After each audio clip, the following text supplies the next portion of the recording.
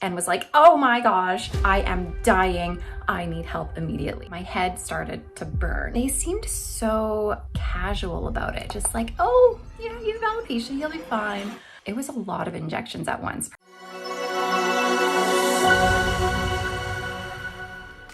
Hi everybody, welcome back to the Chiquel YouTube channel. My name is Amanda and today I figured we'd do something a little bit different. I've had a lot of new followers trickle in lately, so I figured that today you could get ready with me while I tell you a little bit about me and my alopecia story. But before I jump into it, I'm gonna remind you to please like this video and subscribe to my YouTube channel where you can learn even more about alternative hair. Okay, so first of all, if you are new here, then welcome to my channel. I'm so glad you're here. If there's anything to know about me, it's that I love wigs and I love sharing my love of wigs with all of you. So I've been with Chiquel for several years now, and I play a large role in running the North American side of Chiquel, but my favorite part of my job is just being the face of Chiquel and getting the opportunity to come on to social media, YouTube, Instagram, Facebook, TikTok, and interacting with all of you guys. The goal of me being here is so that you guys can get to know me and understand that there is a real person behind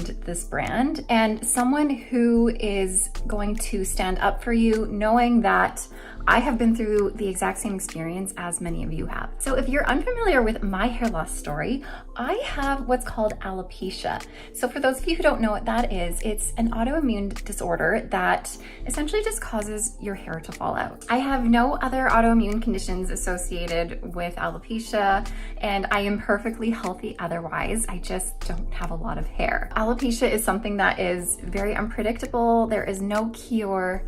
There are treatments you could do to potentially grow your hair back, but I am someone who has tried almost everything and nothing has really worked for me. So I got to the point where I either had to mope around and be sad about my situation forever, or I could embrace it. I ultimately got to the point where I understood that I only have one life to live, and if I were to be a sad shell of myself for the rest of my life just because I lost my hair, my life would not be very much fun. So I chose the alternative, I embraced it, I have accepted it, and I absolutely love me the way I am with no hair and with wigs. But let me tell you, it was not easy to get to this point. I started losing my hair back in 2011 when I actually moved overseas to London, England, where I was a teacher. I had just finished my teaching degree in Alberta, Canada,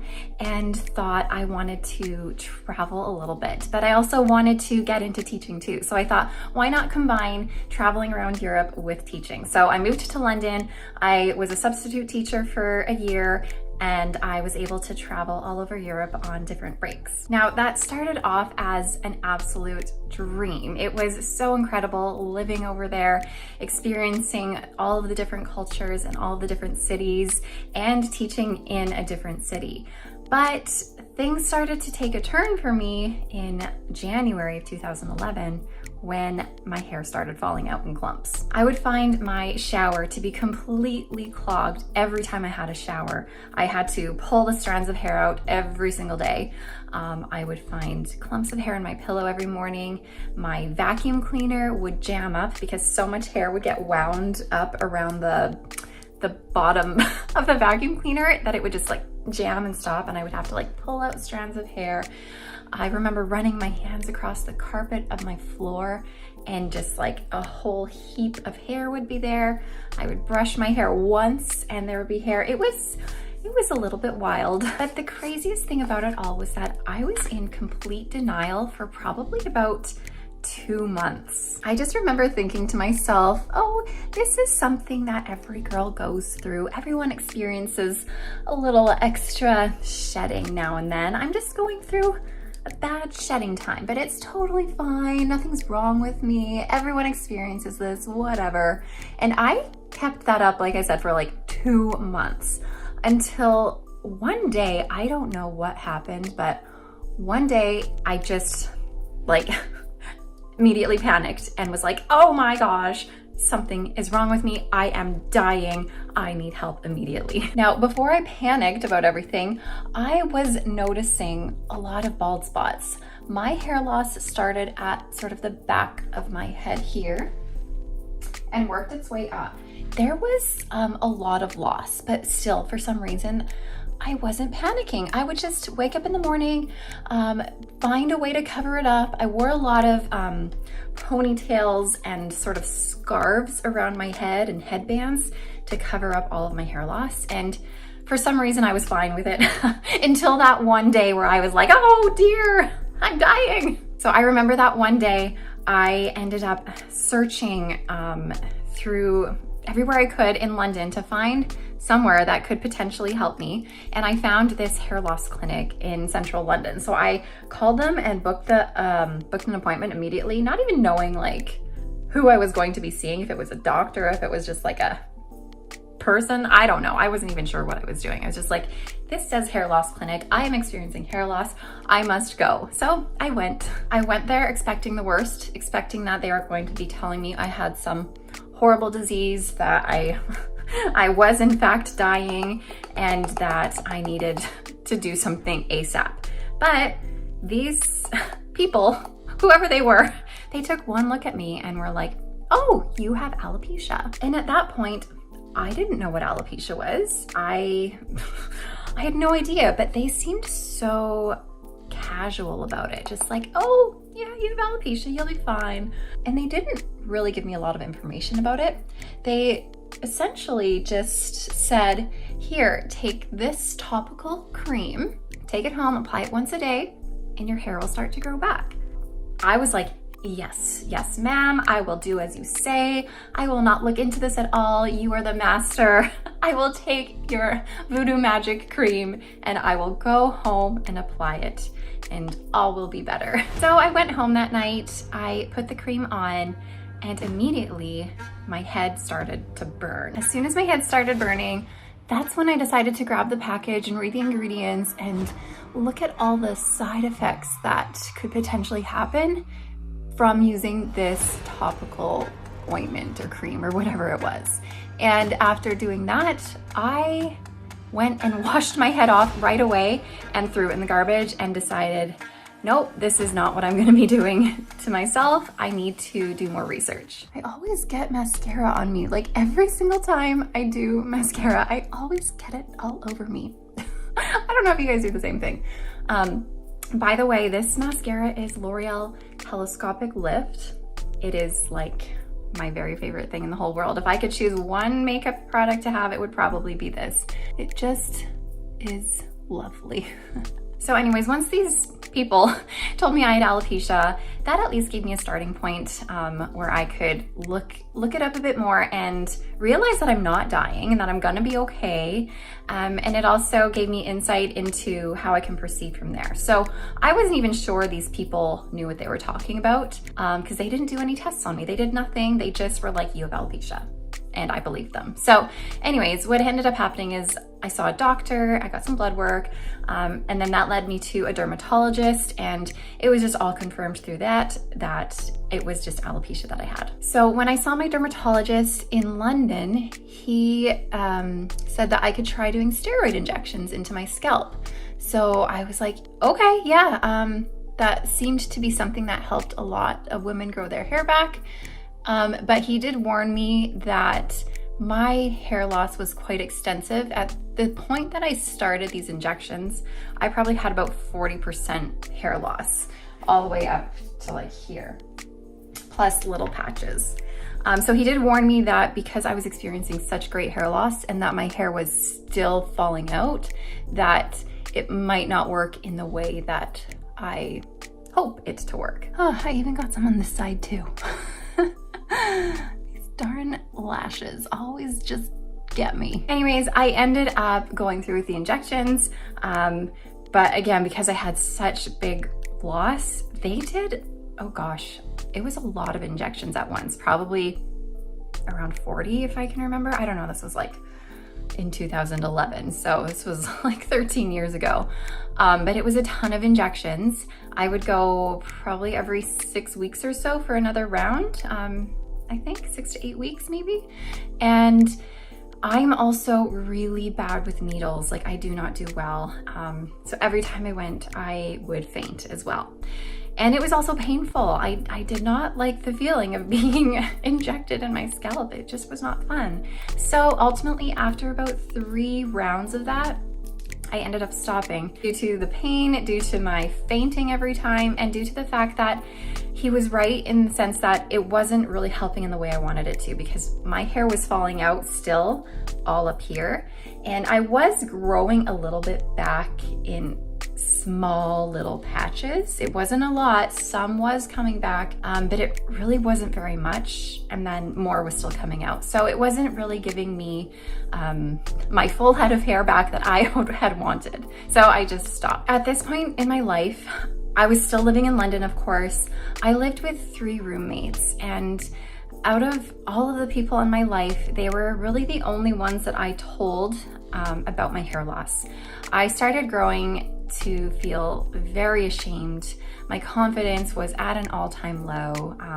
Of course, I did tell my parents I was experiencing this as well. They were back in Canada and, you know, helping me as an emotional support through it all. But I was still living in London, not telling anyone else other than my 3 roommates. And every single day I would try and cover it up. But it was getting to the point where I couldn't cover it up anymore. It was also getting to the point where I would go to jobs as a teacher, and the students would say things to me. I remember being called ugly. I remember being told I looked like a man. People would always ask me what was wrong with me, asking me if I'm sick, because it was very severe. I probably just had this top sort of circle on my head.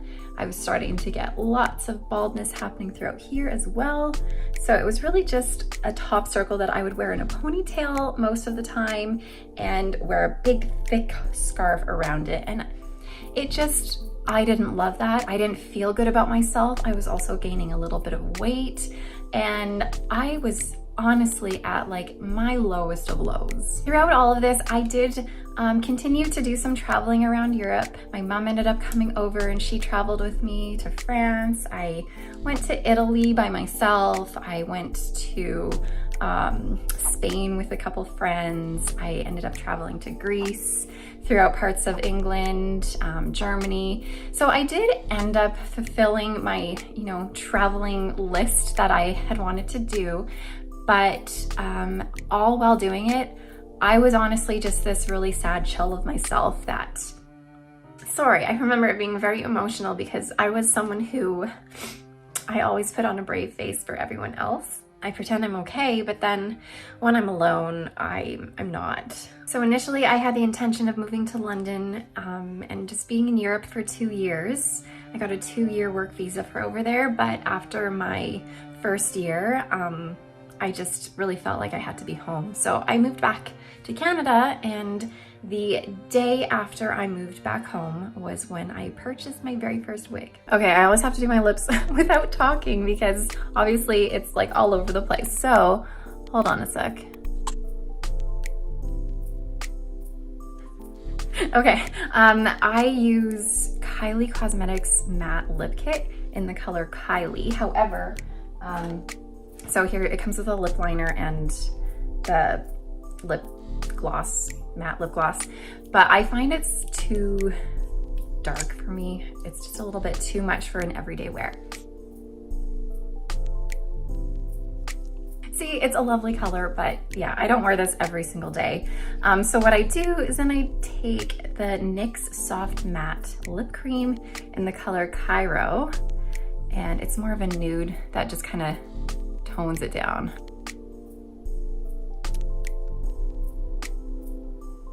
There we go. Okay, anyways, so like I just mentioned, the day after I moved back home, I purchased my first wig.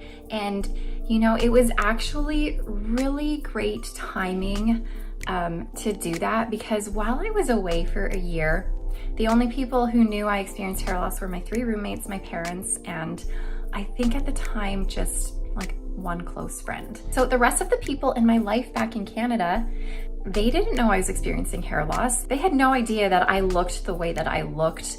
they just remember seeing me as a person with a full head of hair who left to move to Europe. So when I came home and purchased my first wig, I found a wig that looked as close as I could get it to, you know, my hair color and my length that I'm used to having. And that's the wig I found. So then when everyone else back home saw me again after I moved back, it was like I hadn't changed and I looked essentially the same to them, just maybe someone with a haircut or something. So that was really great because I didn't really have to explain anything about my hair loss because nobody even knew I was experiencing that hair loss and they already were used to me having a full head of hair. So it was really great timing. That being said, at the time I purchased that wig, I knew nothing about wigs. It wasn't even a thought that I had, honestly. I never even thought to purchase a wig. It was actually my mom who brought it up to me saying, you know, maybe you should look into getting a wig. But to me, wigs were just so taboo. It was not something that people did, you know, back in 2011. It was just not something that was talked about.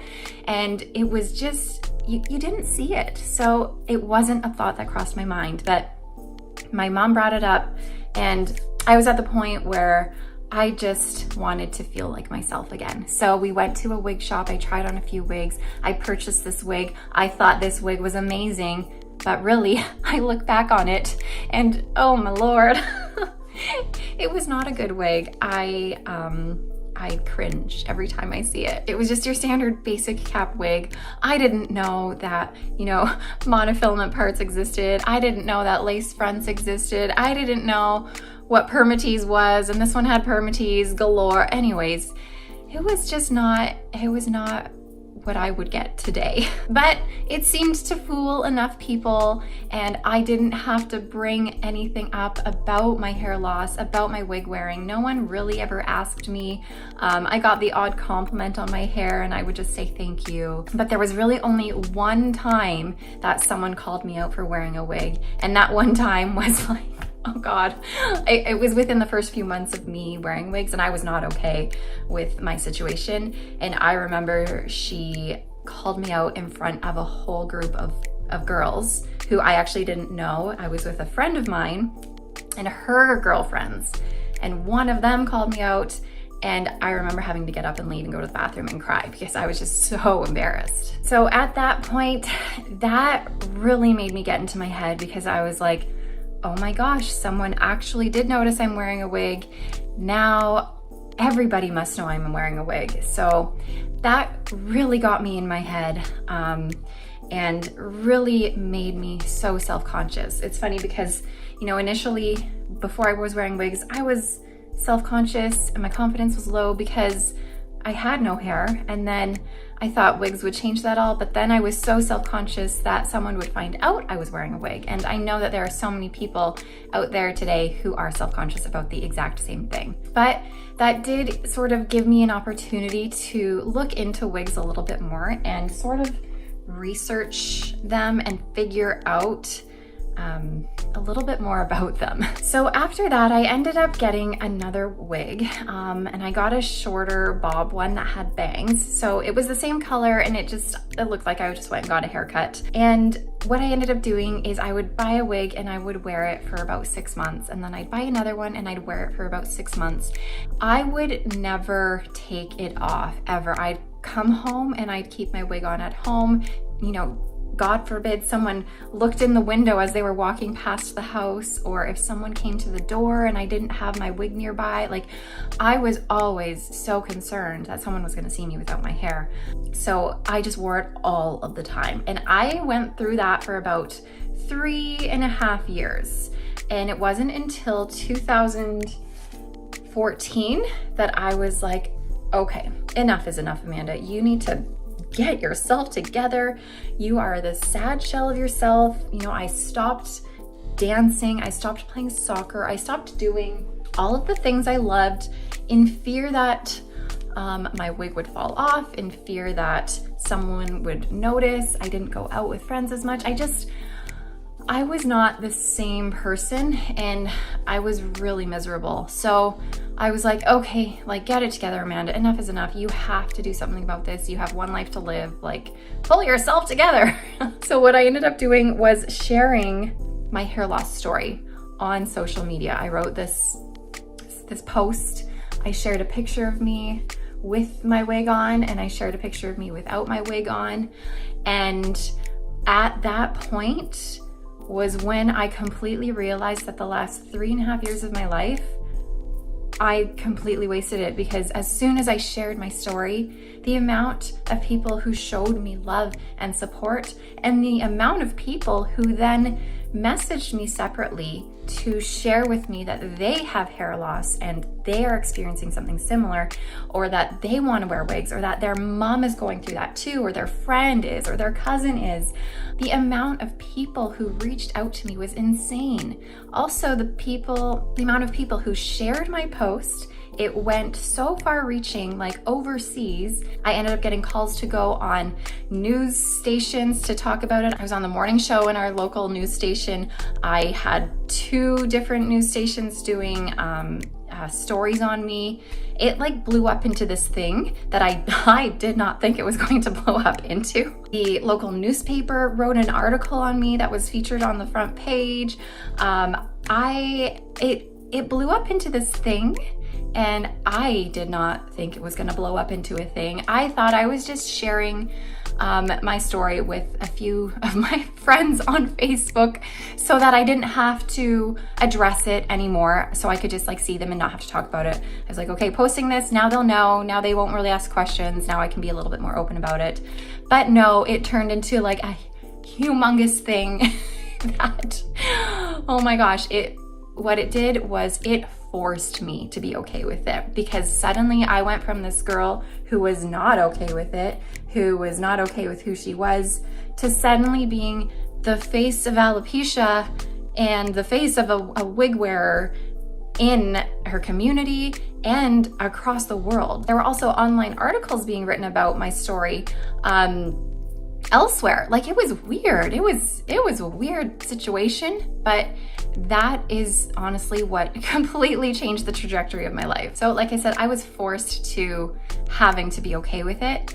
And here I am today, just absolutely okay with it, because like I said, my alopecia and my wig wearing has completely changed my life. Knowing that I can be here to help guide people through their wig wearing journey and to help other people who are experiencing hair loss know that it's gonna be okay, that is so gratifying for me, and it really fills that place in my heart that I didn't know that I needed filled. And also, it's what led me to Chiquel and being here with you guys today. So if you guys are here following along with me, interacting with me, know that you are contributing to my story too.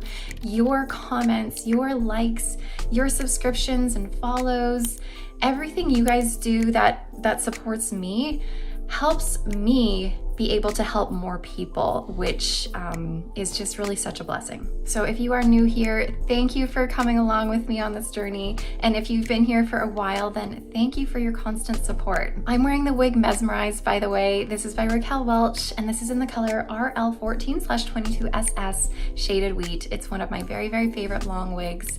It's heat-friendly fiber, full monofilament top to change the part.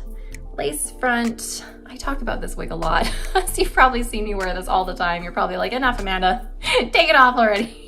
But I just can't. I love it too much. But I'm gonna go and carry on with my day, and I will let you guys carry on with yours. Thank you again for being here and watching this. I know it's always nice to hear other people's stories because it gives you someone to relate to. So if you are also experiencing hair loss, or you've gone through something similar, or you want to share your story, I would love to hear it in the comments below. It doesn't only help me in my journey, because it's a journey, it's a never-ending process of acceptance and love for yourself, but I know that it will help a lot of other women reading through the comments feel like they are not alone in this. So feel free to share a little bit about yourself. We'd all be so glad to read it. Anyways, I will go now. I will see you guys next time. Bye, everybody.